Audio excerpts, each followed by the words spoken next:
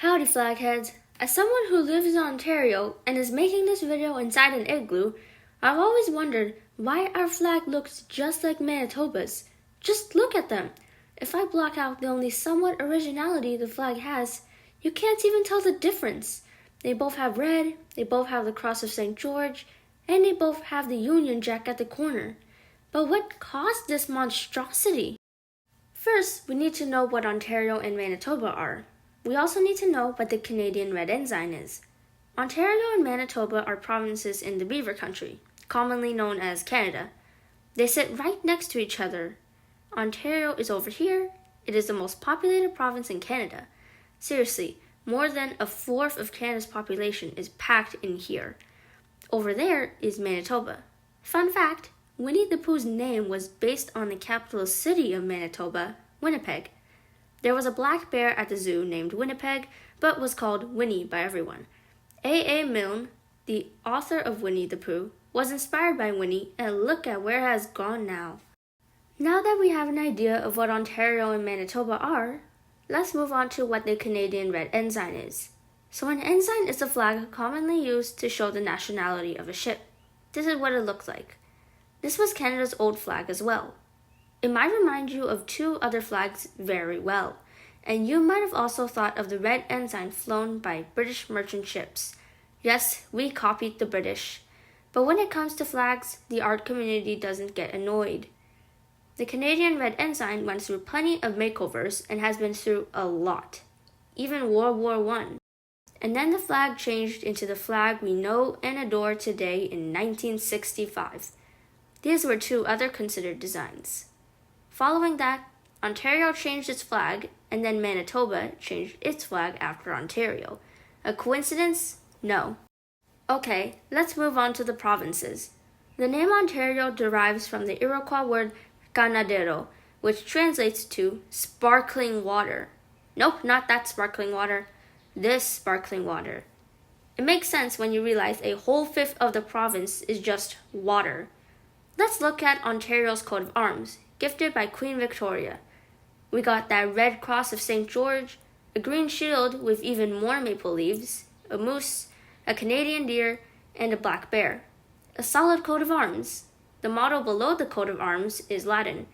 It means, loyal she began, loyal she remains. This is a reference to the United Empire Loyalists who went to Ontario and settled there in the late 1800s. Now the cross of St. George, the green shield, and the three maple leaves appear on the flag of Ontario. Basically, the flag of Ontario is the old Canadian Red Ensign with some of Ontario's coat of arms to be distinct. Now, who actually wanted this garbage to be the flag representing my home?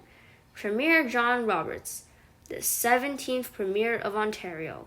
Well, he only liked the Canadian Red Ensign part of the flag, which is just total laziness if you ask me. Come to think of it, his name, John Robarts, makes sense. I know flags isn't art, but it just sounds funny and makes sense. Robarts. John Robarts. Alright, let's give Manitoba the spotlight now. The name Manitoba comes from Cree, man into Wapau, meaning the narrows of the Great Spirit. It was originally used to describe Lake Manitoba. Random fact, but on the North Shore, sounds described as bell-like wailing were heard from the waves crashing onto the rocks. The First Nations thought that there was a spirit named Manitou playing a even bigger drum. I have to be honest, but looking at Manitoba's coat of arms, it looks a lot better than Ontario's coat of arms. I guess I'll start an annoying YouTube poll and find out what you guys think. So, we see the cross of St. George freaking again. We also see this cool buffalo, a beaver, who would make a better prime minister than Justin Trudeau. And then we see a unicorn. A unicorn! And then you get a lamer white horse who's probably jealous that he's hornless. Oh, and by the way, the unicorn represents Manitoba's early Scottish settlers. The white horse was important to the first people, Métis, and European settlers. Lastly, the Latin phrase down below means glorious and free. It's actually lyrics from the Canadian national anthem, O Canada. When designing the flag, Provincial Secretary Maitland Steinkopf really wanted a design competition, while others preferred the Canadian Red Ensign. They came to the agreement that they'd use the ensign, however, there would be something else instead of the coat of arms on the shield. Also, there wasn't a contest. Instead of a buffalo, there's a bison. Bison were vital to indigenous groups and early settlers because they provided them with clothes and food. Shout out to bisons! In conclusion, they look so similar because a bunch of people have bad taste in flags and couldn't stand Canada replacing their flag with another dumb maple leaf. That was a joke, obviously.